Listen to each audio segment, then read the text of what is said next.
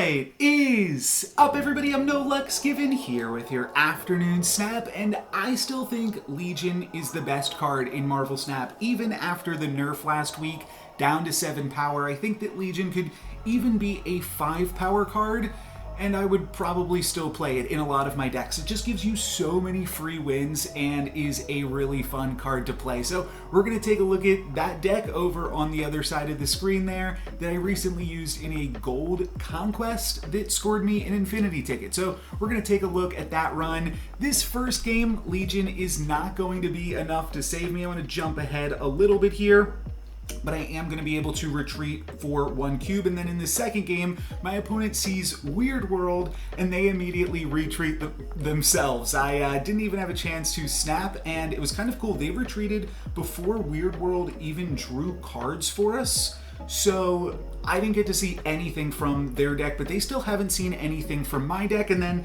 this third game, this is where Legion really gets to shine, because we see that that first location is Space Throne. And again, my opponent has no clue any of the cards in my deck. And we'll go through some of what makes this work here, but it's a pretty straightforward game. You saw that they had Kitty Pryde in that last game, and maybe even in the first game as well. And Legion on Space Throne is basically going to ensure that my opponent won't be able to play into either of those other two locations, Cloning Vats or Ant Maze. I just probably can't play to Ant Maze myself before we put Legion into Space Throne, because otherwise something could move into Space Throne and then I can't Legion there, which means I can't lock my opponent out of the game. But as long as we are able to Space Throne the other two locations, my opponent can have huge Kitty Prydes. They just won't be able to play there on the final turn. So even though we see an 8 power Kitty Pryde this turn that my opponent's going to get to make multiple copies of through Cloning Vats, all of those copies of Kitty Pryde are going to be in my opponent's hand, and they're not going to be able to do anything with them. So I'm debating hanging on to the Darkhawk here, but I think that the curve works out really well, especially with Cloning Vats as one of the locations. We just throw down the Darkhawk into Cloning Vats on turn 4. Turn 5, we Legion in the Space Throne, and then on turn 6, we get to play a Darkhawk with a little bit of extra power even in Ant Maze. So we will jump ahead now that we know what the game plan is. My opponent plays another Forge and a Kitty Pryde, and then this turn, they are going to play a whole bunch more Kitty Prydes and a Hulkbuster, and they get the Hulkbuster on the Forge, so they will get to keep that power around, but both of those 12 and 13 power Kitty Prydes are going to return to my opponent's hand, and they can play one of those in the Space Throne Alpha, but they won't be able to play the other one in the other Space Throne. And if we do some quick maths, my Darkhawk will actually no longer get the bonus from the Ant Maze. It's now just a Space Throne, so it'll just be a 10 power Darkhawk. So if my opponent did have Jeff the Baby Landshark, they would beat us on differential this game. They would be able to play, oh no, we would win on differential. Okay, it's a really, really close game. They would play maybe we would tie? Would they be able to play a 14 power Kitty Pryde into the Space Throne, beating us for 7? We're beating them by 7 in the center, and then we would tie 10-10 on the right. So a really, really close game if my opponent even has the Jeff. But of course, if they don't have the Jeff, then they're just going to be forced to retreat here because of Legion. Now, this is an awkward scenario where basically it's a telegraphed win with Legion, and that's going to happen sometimes with Legion victories, but still, it grabs me a win that no other card would be able to in this scenario, because we were looking at potentially a case where my opponent was going to have 4 different 10 plus power Kitty Prydes on the final turn,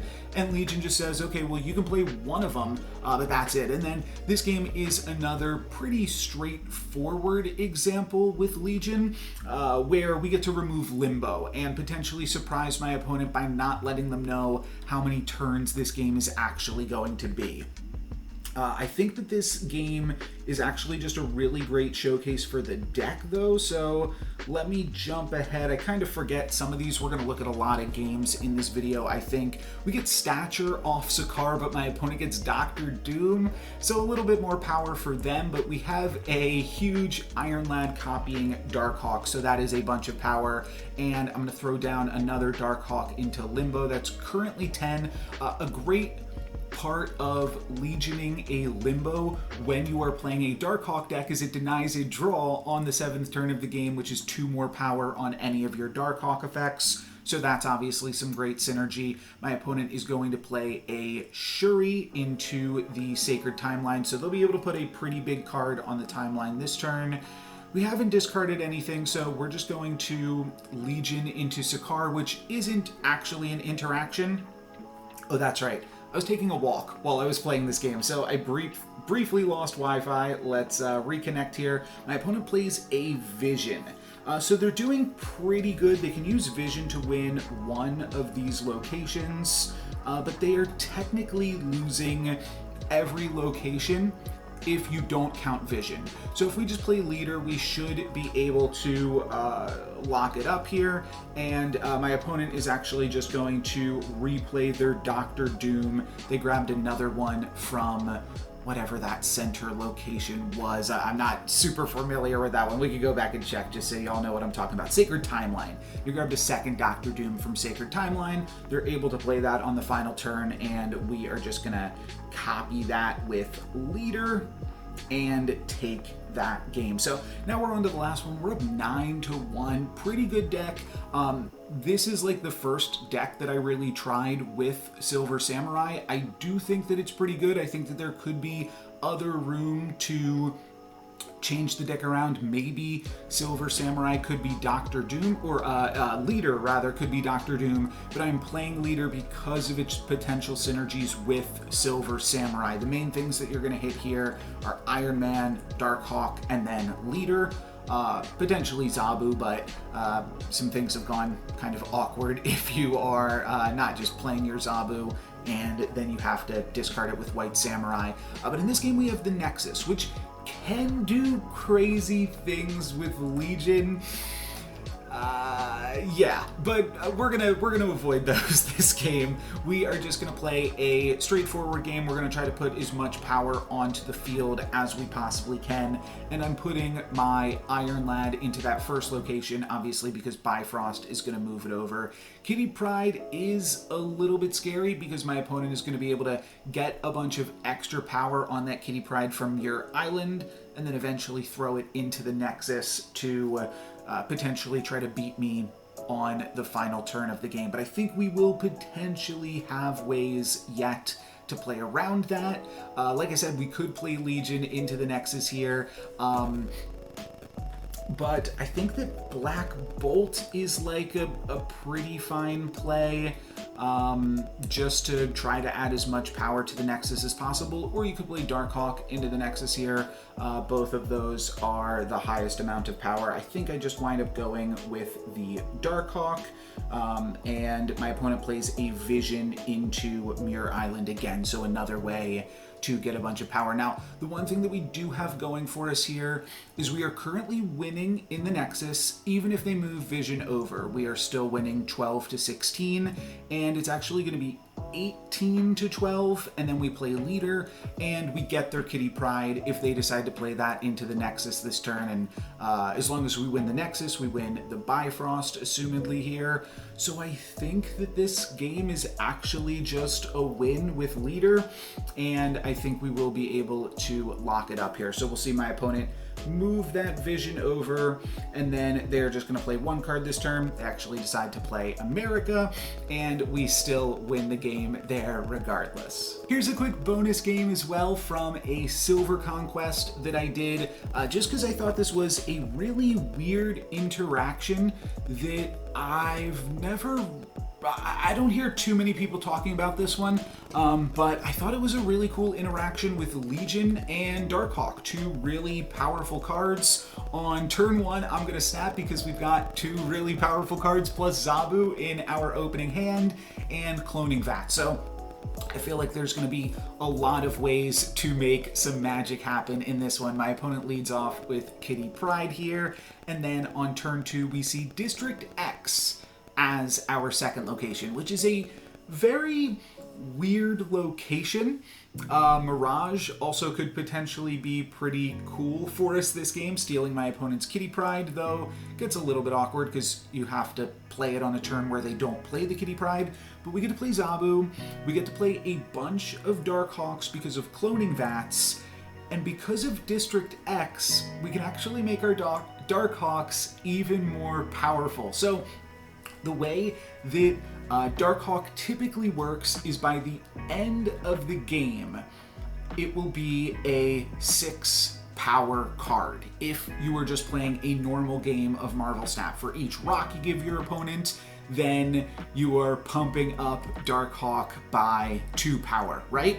But District X replaces your typical 9 card deck with a 10 card deck, and arguably adds even more cards to your deck depending on which turn District X flips up. If District X flips up as the first location, it's only 1 additional card added to the deck for an 8 power Darkhawk. If District X comes up as the second or third location, then it's giving you even more power. But if you can Legion into District X on the final turn, then you get even more value out of your Darkhawk. So that's exactly what we're going to do in this game. Though I'm going to play the turn 5 Legion. We're going to kind of give it away here, but my curve in my hand is just too good. On the sixth turn, I can play Darkhawk plus Mystique, and we're going to power up both of these Darkhawks to 18 power here. They're going to briefly go up to 20, but then my opponent's going to draw a card on the final turn of the game. So I just thought this was a really, really cool interaction here. On the final turn, I'll get to drop 36 power, but of course my opponent will retreat because they know we have another Darkhawk. Again, kind of a telegraphed win, but still a really, really powerful interaction. The middle game of this Gold Conquest, I'm also only going to showcase 1 game from, though I will just scrub through this real quick so that we can just quickly see some of the other powerful stuff that this deck can do, like Iron Lad hitting onto Ghost Rider on the final turn, reanimating a leader, which steals my opponent's Dr. Doom. That was a really, really strong Iron Lad, to be sure, and that was able to get me 4 cubes. This game, I think I just barely eked it out against my opponent here. Ghost Rider reanimating an Iron Man that was from Sokovia. So that was kind of cheeky as well. And then we finish off the game just by playing America, and there wasn't really a way for my opponent to catch up with me in power. This game I snapped because Zabu, and my opponent retreated. And then in this game, I am able to snap. Let me scrub ahead just a little bit. Oh, I don't even snap because I don't want to give it away, I guess. But Bar with No Name as the center location. And I didn't actually have Legion in my hand.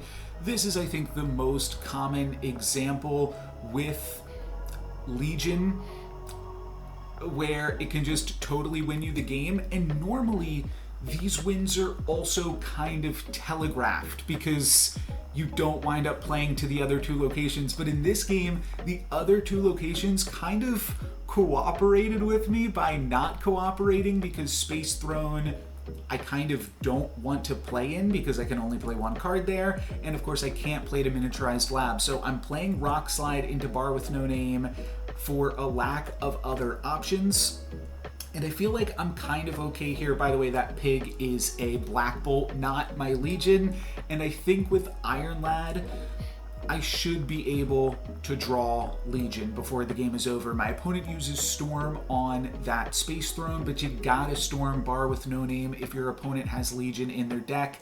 I draw it here. We're gonna see that I am still masking my play by playing Darkhawk. I'm checking how many cards are in my opponent's deck and how big this Darkhawk is going to be, but luckily they Spider-Man it, which is going to bring that Darkhawk over into the Bar with No Name. So a great play by my opponent there to win the Bar with No Name and drag my Darkhawk in there, but unfortunately that is ultimately going to wind up being awkward for my opponent. So this turn, I could play Legion, but that totally telegraphs it, and it doesn't really matter because we're at the max cubes, but I just decided to play Silver Samurai, potentially get something out of my opponent's hand and disrupt them a little bit, and then I'm just going to play Legion into Bar with No Name. Now, if they had priority here and stormed Bar with No Name as kind of like a heads-up play, that would be a really, really cool maneuver that would then cause me to actually lose the game. But that's not what they're going to go for. They're going to try to put as much power onto the board as possible, which means, of course, we're going to win. So this is a pretty common line. I think you'll see a lot, but it was the second game in this conquest and was able to get me onto game 3. Here's the third game in the conquest. We will take a look at all 3 games here now, and we are going to see that we are up against a destroy deck. They play Deadpool into Forge just so that way they can curve out. Turn 3 Carnage, returning both of those to their hand. It would have been a little bit scarier if they were able to play turn 2 Forge, turn 3 Deadpool Carnage, if they just kind of had that foresight.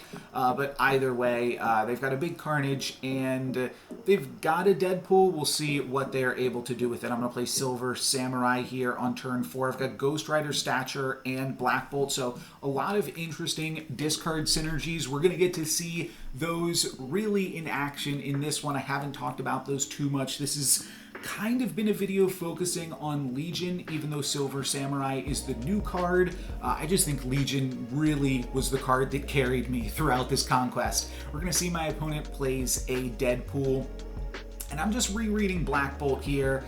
Silver Samurai is going to discard Wolverine for my opponent, so not the best. However, my opponent has priority, and they are for sure going to be destroying Deadpool this turn. So they're going to destroy Deadpool, return it to their hand for a 14 power Deadpool, and then I'm going to Black Bolt them. And they are going to discard that Deadpool. So I'm getting that Deadpool, wait a second, reaction ready, and I'm just floating it there so that I can time it, and I just was open on the menu for too long. I figured, all right, I'm gonna use it here, use it or lose it. They play their rock, which is tragic. If they had kept that rock in their hand, they might have been 50-50 to discard that rock, but now they are discarding that Deadpool that they have worked so hard to create, and now I'm up by 9 power in the center location because